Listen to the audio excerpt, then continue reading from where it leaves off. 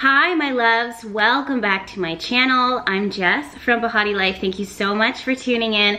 I'm so excited for this video because today we're going to be talking about spirit animals. This is a topic that I wanted to talk to you guys about for a minute, but it's 2020, it's the new year, and I took the time out and finally I'm able to get this done. Believe it or not, spirit animals are one of the spirit guides that comes to me the most often. Basically what a spirit animal is a spirit messenger or a spirit guide that comes to you in animal form. Sometimes you actually see the physical appearance of it in front of you, like a cardinal comes up and flies on your balcony banister, or maybe a crane flies by, or a turtle drops from the sky into your lap. I don't know. Another way that spirit animals can come to you is not through your physical eye, but through your third eye.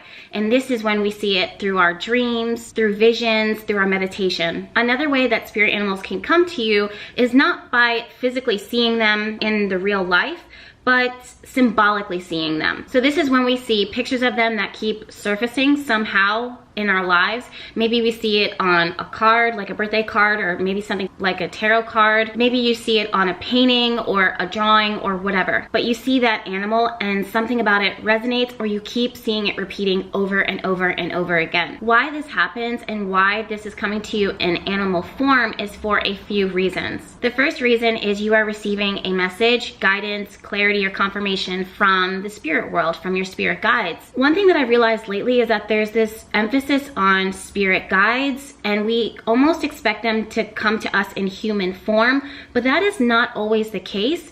And I feel like because there's that hyper focus on the human form of spirit guides, we almost kind of neglect the animal form of spirit guides. Our spiritual teachers can come in any form, and animals are profound teachers simply by them just being who they instinctually are. And when the spirit world, or your higher self connected to the spirit world, needs to receive a message or wants to receive a message or a confirmation or clarity on something, whether you ask for it or not, it will find the best way to provide that message to you in a way that is most clear and obvious to you. Now, sometimes we're not fully aware of it right away. This is because the spirit world works a lot with symbols. I don't know if you guys realize this by now, but it works a lot with symbols. The subconscious mind is the quieter side of the mind, but just because it's quieter doesn't mean that it's not as powerful, or maybe even more powerful than the conscious mind. That's a topic for a different video, because at that point we'd be working with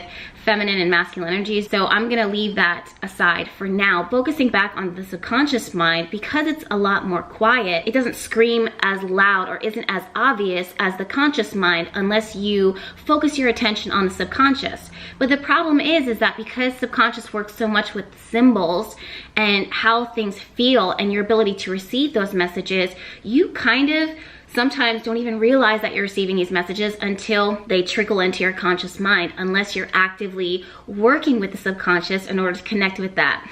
Now that is a mouthful and a mindful. I was just about to say mindful, but that is a mouthful and a mindful of information to receive. But essentially what it is that I'm trying to say is that when a spirit animal presents itself to you, it's a symbol of what your spirit, your higher self, needs to receive the most. Now spirit, your higher self or your spirit guides, will choose to present that information to you in the embodiment of a spirit animal, because everything is a symbol for something, and those symbols are so complex because that symbol could be different per person, and the meaning or the message of that symbol can change. Now, animal spirit guides are so special and so unique because, like I was saying before, them just being all of who they are, who they were designed to be, what they eat, what they do, what their lifestyles look like, what they're known to do, how they make you feel, all hold a really incredible message for something that you can receive, something that you need to do, or guidance that needs to happen or needs to occur that you need to hear,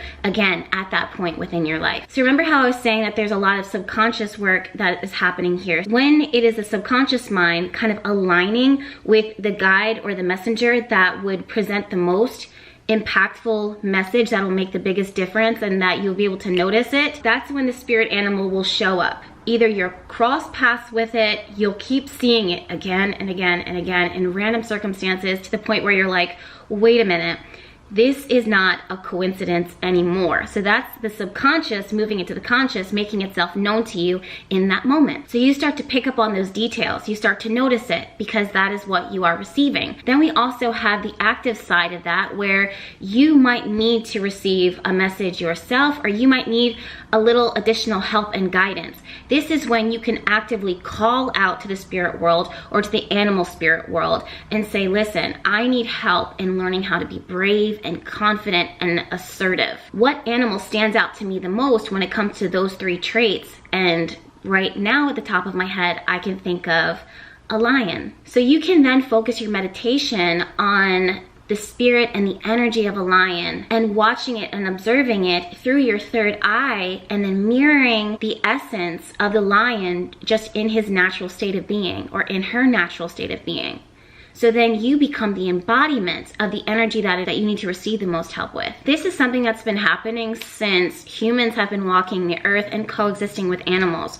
We observe our environment, not just by looking at the stars or watching plants and watching the seasons change, but we're also watching living, breathing animals, and we learn from them so much. We observe from them their special, unique traits, and we can take that into our lives, or we can learn lessons by seeing what they do, what they don't do, or wondering why they do what they do. For example, shamans have been working with spirit animals and animal totems since the beginning of time, and calling on the spirit animal to help guide them through their meditation, or help guide them through their initiation, or provide insight and clarity into whatever dilemmas or situations that they were facing at that time in their life. There's this common misconception that we only have one spirit animal guide, and that is actually something that I believed at the very beginning of my journey, that there would only be one. And as I moved along my spiritual studies and connected more with myself, and over time, I would get presented with several different animal messengers. Now, some of these spirit animals actually would cross paths with me at moments in my life where there was about to be a major significant change. And for me to be able to prepare for that, I needed to first observe the fact that this animal kept showing up and that it was acting as a messenger. In order to help me through that transition, I needed to observe what that animal was doing in its natural element instinctually, and kind of learn from that and mirror what it would do, or its natural instincts. My goal right now is to not make this video too long, because you guys know I can be pretty wordy. So if you want me to talk more about my own experience and journey with spirit animals, just let me know down in the comments, and I'll be more than happy to share. But I can imagine that you want to hear how you can get in contact with your spirit animals, guides, not only just one, but multiple times within your life. So you won't have just one animal spirit guide. You could have multiple, or you could have spirit animal guide messengers who maybe don't stay with you throughout a course of your life, or the entirety of your life, or a chunk of your life, but they come in, they provide a message, and then they fly out, or they jump out, or they swim out. The easiest way to do that is simply to just be open and seeing what stands out to you. This is something that you really can't and shouldn't force, because anything forced isn't good. But you want to stay open to what comes to you, if anything does come to you. This is when you're, out shopping or doing whatever, and you keep seeing, images of a certain animal, or maybe you're going on a hike and you see this red hawk, and of course you're in its natural environment, but I truly believe that it's not a coincidence to be at the right place at the right time, and for you guys to cross paths. And it's really important that you write it down and to document, what was going on around you. Were you feeling anything special? Were you thinking anything different? When you saw that spirit animal, how did it make you feel? The next thing that you want to do is you want to do research.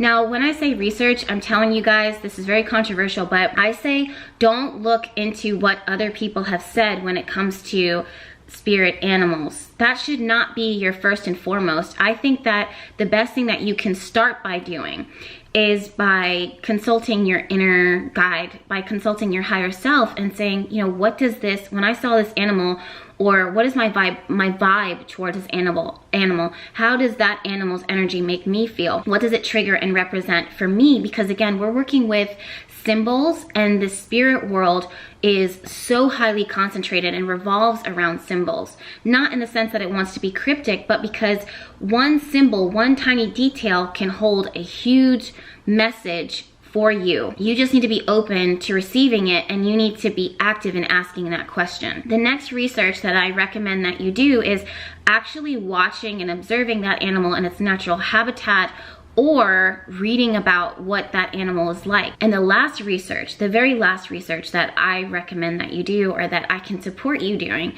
is at that point you can see what others have said, or you can see what others have written when it comes to that animal being a guide and a messenger, but that should not be your first priority. When you do that work, so to speak, which it doesn't really feel like work because it's pretty exciting, but what you're essentially doing is you're deepening your connection to that spirit guide, and you're also deepening the connection and your communication with your higher self and with your spirit guides. So it benefits you in so many different ways. One of my favorite ways to work with spirit animals is not only to receive from them, but to give back. And basically, you can give the energy and the essence of an animal spirit to an individual. For example, we give to our children bears, teddy bears, and we don't even realize why we're doing that. So the bear is so symbolic when it comes to strength and also protection. And by giving our children, or by giving kids that we love or that we care about, this thing that they can hold on to, we're also giving them the animal's energy of, you know what, we're going to be strong for you, we are going to protect you regardless of what's going on. And you'll notice that when a child is scared, they will hold on to that spirit animal, you know, that teddy bear, which is essentially their spirit guide. So you can always give these animal messengers or spirit animals as gifts to yourself or to other people that you care about. And another way to give back is to actually give. So just as this spirit animal has come into your life and has presented a message to you, you can give back to them, protect them as they have worked to protect us, because we're all connected. After a spirit animal has shown up in your life, not only can you honor it at your altar or in your house or in your sacred space, but you can find different organizations that are working to protect them or look out for them. For example, before I moved to New Orleans, I kept seeing the crow again and again and again and again. A year later, I ended up moving to New Orleans, which I didn't think would ever be able to happen, definitely not as soon as it did. When I got my first apartment in New Orleans, I opened the door to let fresh air in because I was saging and cleansing my space, of course I was. And I looked out, and on the wall right in front of my apartment was a crow. And as soon as I made eye contact with it, because it turned its head and it looked at me, it let out a caw, and it almost sent chills up and down my spine, because I'm like, holy crap, this is why. All of this makes sense. So the one thing that I did was I scoured the internet. Like, I was like looking all over on the internet for crow, like a sign, a symbol of a crow, like a statue. Now, I ended up finding like this covered in feather crow thing. There was all these bronze and gold different statues, but the one that stood out to me was the one with the feathers. And I must have got it for like $4 or whatever. It was pretty cheap, but I ended up putting it on my altar in honor of that spirit animal showing up again and again and showcasing and guiding me and helping me to realize that, you know, I was about to enter into one of the darkest and most magical times within my entire life, and that it was going to be intense, it was going to be hard, it was going to be a lot of death and transformation, but it was going to be perfect. Now, while I was in New Orleans at the very end of my stay, not realizing that I was going to be moving so soon, I kept seeing the sea turtle again and again and again and again. And I went on vacation. I went to Florida to spend some time with my family.